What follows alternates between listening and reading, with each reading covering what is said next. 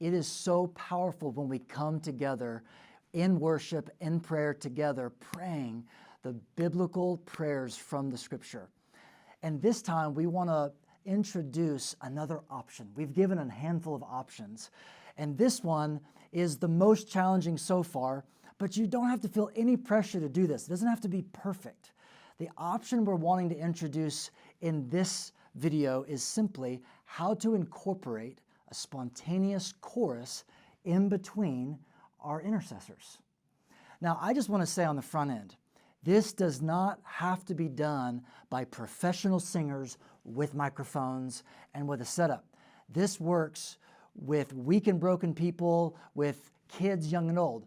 I have done this and known of scores of people that have done the very thing we're going to introduce in this video with kids as young as 3 and 5. This can work for anyone. And so what we're going to do in this video is we're going to actually give you a short demonstration of what we're talking about, like we have in previous videos. We're going to introduce the prayer meeting. We're going to start with a short clip of a worship song, Alejo is, and then we're going to move into Gaby's going to pray, and then Alejo will demonstrate as the worship leader the power of that spontaneous chorus. And in this, is there anything before we jump in and do the demo that would be helpful to know on the front end for anyone that's saying, okay, man, I really want to try this. I'm the worship leader or the song leader in that prayer meeting. What are some tips or tricks that we can give them? What about you, Alejo? Well, again, communicating with the prayer leader is essential, and it's so helpful to keep the prayer meeting going. And which I have to say, and this is the hard thing to do, is sometimes we have to actually open our eyes. Yeah. And the Spirit still stays in the room when our eyes are open. You know, and that, it actually works. It's powerful. It does. It does. Another thing is when I'm playing a worship song, sometimes there's worship songs that have lots of changes, chord changes, and it can be hard for me to remember those while I'm making up a chorus, and it's hard. So after the worship song, and Gaby's praying, you're thinking, I'm about to do a chorus. And if the chord progression from the worship song you just did is too complicated, you might want to switch it up. Exactly. So in this case, I'm just going to play a 1 and a 4. 2 chords that I can go back and forth. Is this like your number one favorite chord? What do you mean when you say a 1 and a 4? So those are the Nashville numbers for worship music. Okay. So whatever key you're in, the first chord of the key and the fourth chord. Yeah. Okay, chord. yeah. Perfect. That's good. Got it. So I can play through that progression and come up with a chorus. I'm intentional in listening to what they're praying about so that I can join them and build a chorus that strengthens the prayer meeting, and everyone together corporately, we can join in one voice and sing that prayer to the Lord. Now, one little tip on that before you jump in, Gaby, is there have been worship leaders, we've known them, that actually forgot to listen. It's like all of us, all the time. We're like, what prayer did they pray from? What did they sing? You almost always, in an intercessory prayer meeting, can default to pour out your spirit or come Holy Spirit as a spontaneous chorus, and it will totally work if you forgot to listen, so no problem. Can I add something? Please. Okay, so when Alejo, in this example, will introduce a chorus to us, so for the rest of us in the prayer meeting, we can wait for him to sing it once or twice and capture the songs, the lyrics and the melodies, and then you can jump in once you're confident. So if we jump in on chorus 1, you might be switching a little bit, and I'm out there in left field singing. Because the point is, when you do the chorus, eventually that those in the prayer meeting would join with you. Yeah. Exactly. It's not just for us to enjoy you singing.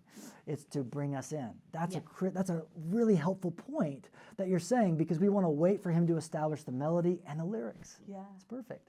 All right, we're going to jump in now to a quick demonstration of how we can incorporate spontaneous choruses in between our intercessors in our prayer meetings.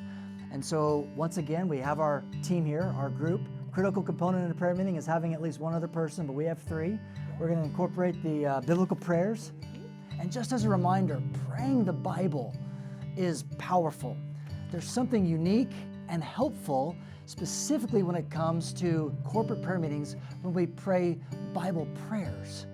They have a power of unifying us around God's heart and connecting us to the throne. These are prayers that Jesus has signed, so to speak, and is waiting for a cosigner, promises that He's waiting for us to join Him in. So we pray oftentimes from the apostolic prayers, or the prayers that the apostles prayed in the New Testament, as well as from the Psalms and other places like the Lord's Prayer. So let's do a little demonstration here. And once again, I'll just open us up as we were beginning prayer meeting. Then we'll do a truncated portion of the worship song, and then Gaby will be the first intercessor.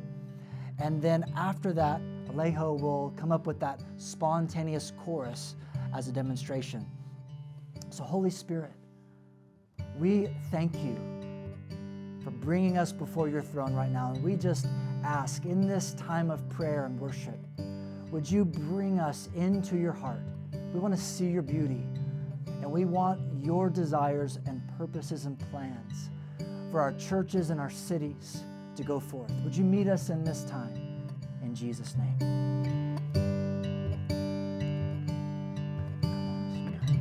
Sing, oh precious.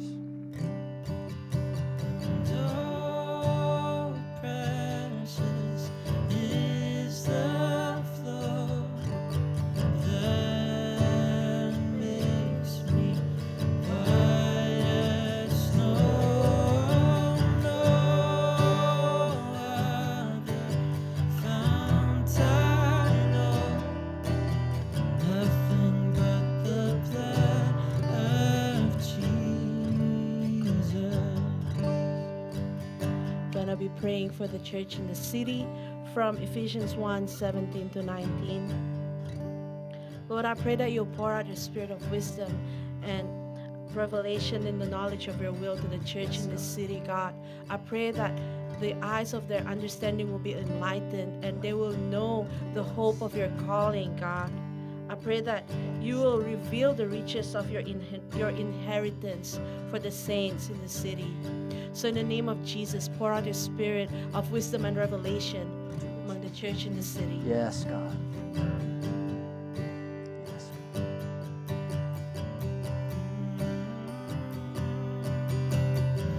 We wanna know you. We wanna love you more. We wanna know you. Show us who you are.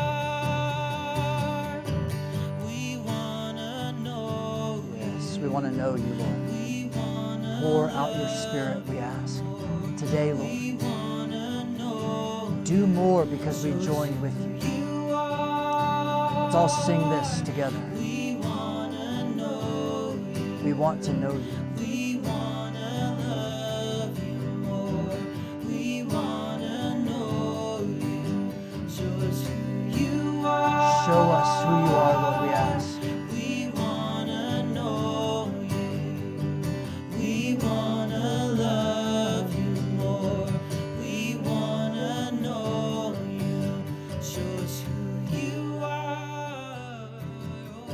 And at this point, I could jump in and pray as the second intercessor or facilitate somebody else to pray from any prayer for whatever they want to. And then after that, then I would just hand it back to Alejo and we could go back and do a worship song, again, depending upon the size of the prayer meeting and the length of it.